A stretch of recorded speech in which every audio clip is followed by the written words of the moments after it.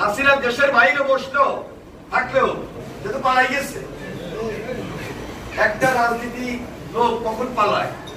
যখন গণশত্রুতে পরিণত হয়, জনগণের শত্রু যখন হয় তখন সে পালাই যায়। সে দেশ থেকে পালাই গেছে, কিন্তু ষড়যন্ত্র পালাই যায় না। ভারতে বসে দেশের বিরুদ্ধে ষড়যন্ত্র করতেছে, জাতির বিরুদ্ধে ষড়যন্ত্র করতেছে, আমার আপনার বিরুদ্ধে এখনো ষড়যন্ত্র করতেছে। কারণ তাদের তো টাকার অভাব নেই, লক্ষ লক্ষ কোটি কোটি টাকা তারা লুটপাট করেছে, পাচার করে সেই টাকা দিয়ে আমার এবং আপনাদের বিরুদ্ধে এখন দাঁড়াইছে। সুতরাং এই সমস্ত ষড়যন্ত্রের ব্যাপারেও আমাদেরকে সজাগ থাকতে হবে। এই জন্য বলছি যে রক্তের দাগ শুকায় নেই, কিন্তু বিচার প্রক্রিয়া এখনো কিন্তু ব্যাপকভাবে শুরু হয়নি।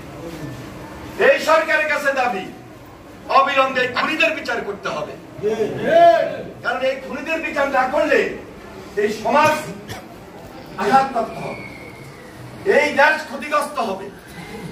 কারণ বিচার করে আমাদেরকে জবাব দিতে হবে যে আমরা বারবার বলি যে আমরা জনগণের জন্য আন্দোলন করেছি, জনগণের জন্য আমরা লড়াই করেছি, আমরা দেশটা করতে চাই, কিন্তু মুখে বলবো জনগণের জন্য করছি, মুখে বলবো আমরা দেশের জন্য করছি, কিন্তু আমি নেতা হয়ে, আমি দায়িত্বশীল লোক হয়ে জনগণকে যদি আমি সমীহ না করি, তাহলে কথায় আর কাজে কোনো মিল হবে না। এবং কথায় ও কাজে মিল আনতে হলে অবশ্যই জনগণকে প্রাধান্য দিতে হবে, জনগণকে সমীহ করতে হবে। এটা প্রত্যেকটা রাজনৈতিক দলের নেতৃত্বের দায়িত্ব, দায়িত্বশীল লোকের দায়িত্ব। আমরা বিশ্বাস করি বলেই তারেক রহমান আজকে যে বক্তব্যগুলো দিচ্ছেন, প্রত্যেকটা কথায়, প্রত্যেকটা কাজে, বাস্তবে তিনি বলছেন যে জনগণের পাশে দাঁড়াও।